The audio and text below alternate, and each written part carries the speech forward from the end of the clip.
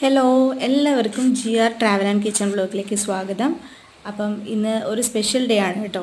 ഇന്ന് എനിക്ക് ഓഫാണിന്ന്, അതുകൂടാതെ ഒരു റെയിനി ഡേ കൂടിയാണ്. സോ ഒരു ചൂട് മാഗി റെസിപ്പിയാണ് ഞാനിന്ന് പ്രിപ്പയർ ചെയ്യാൻ പോകുന്നത്. അത് ബട്ടർ മഷ്റൂം വെച്ചിട്ട് ചെയ്യാമെന്ന് വിചാരിച്ചു കേട്ടോ. അപ്പോൾ ബട്ടർ മഷ്റൂം ഹെൽത്തിന് വളരെ നല്ലതാണ്. Vitamin D, vitamin B and antioxidants ഒക്കെ അടങ്ങിയിട്ടുണ്ട്. അത് നമ്മുടെ ബോൺസിനെ സ്ട്രെങ്തൻ ചെയ്യാനും ബ്രെയിൻ ഹെൽത്തിനൊക്കെ വളരെ നല്ലതാണ് കേട്ടോ. അപ്പോൾ അതിലേക്ക് ആവശ്യമായ മഷ്റൂംസ് ഞാൻ ഓൾറെഡി കട്ട് ചെയ്തെടുത്തു. ഇനി ഇതിലേക്ക് ആവശ്യമായിട്ടുള്ളത് സവോളയാണ്. അത് ഞാൻ ചെറിയ കഷ്ണങ്ങളാക്കി അരിഞ്ഞെടുത്തു. പിന്നെ ക്യാപ്സിക്കം ഞാൻ കട്ട് ചെയ്തെടുക്കുകയാണ്. ഞാൻ വളരെ കുറച്ച് ക്വാണ്ടിറ്റി മാത്രമേ ഇന്ന് ഉണ്ടാക്കുന്നുള്ളൂ, കാരണം ഇന്ന് വർക്കിംഗ് ഡേ ആയതുകൊണ്ട് തന്നെ അമ്മയും ഹസ്ബൻഡും ഒന്നും ഇവിടെ ഇല്ല കേട്ടോ. സോ പാൻ വെച്ചു. പാൻ ചൂടായതിന് ശേഷം അതിലേക്ക് ഞാൻ വെർജിൻ കോക്കനട്ട് ഓയിലാണ് ആഡ് ചെയ്ത് കൊടുക്കാൻ പോണത്.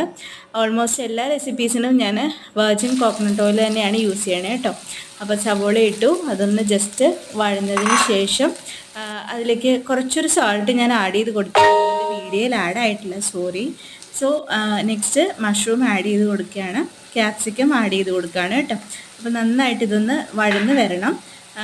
ഒരു മീഡിയം ടു ലോ ഫ്ലെയിമിലാണ് ഞാനിത് കുക്ക് ചെയ്തുകൊണ്ടിരിക്കുന്നത് കേട്ടോ. അതിൻ്റെ ആവശ്യമുള്ളൂ.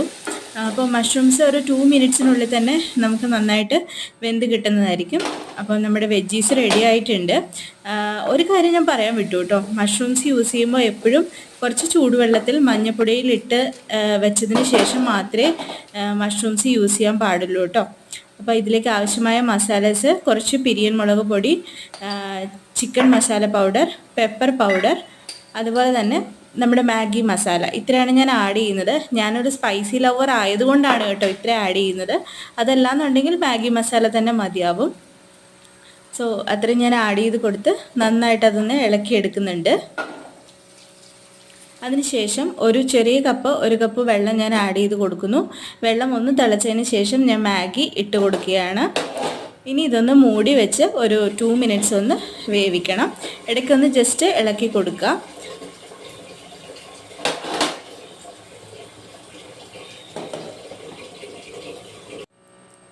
ഓക്കെ, അപ്പോൾ നമ്മുടെ മാഗി ഓൾമോസ്റ്റ് റെഡി ആയിട്ടുണ്ട്. എനിക്ക് കുറച്ച് ഡ്രൈ പരുവത്തിലിരിക്കുന്നതാണ് ഇഷ്ടം, അതുകൊണ്ടാണ് കേട്ടോ ഇങ്ങനെ. ഇനി നിങ്ങൾ വെള്ളത്തിൽ കുറച്ച് കോരിയെടുത്ത് അങ്ങനെ കഴിക്കണതാണ് ഇഷ്ടം എന്നുണ്ടെങ്കിൽ നിങ്ങൾക്ക് വെള്ളം കൂട്ടിയെടുക്കാവുന്നതാണ്. സോ ഇപ്പോൾ കറക്റ്റ് വെള്ളത്തിൽ വെജീസൊക്കെ വെന്തിട്ടുണ്ട്. മാഗി ആവശ്യത്തിന് വേവായിട്ടുണ്ട്. ഞാൻ ഫ്ലെയിം ഓഫ് ചെയ്യുകയാണ്. ഇത് വേറൊരു പാത്രത്തിലേക്ക് സെർവ് ചെയ്തിരിക്കുകയാണ്.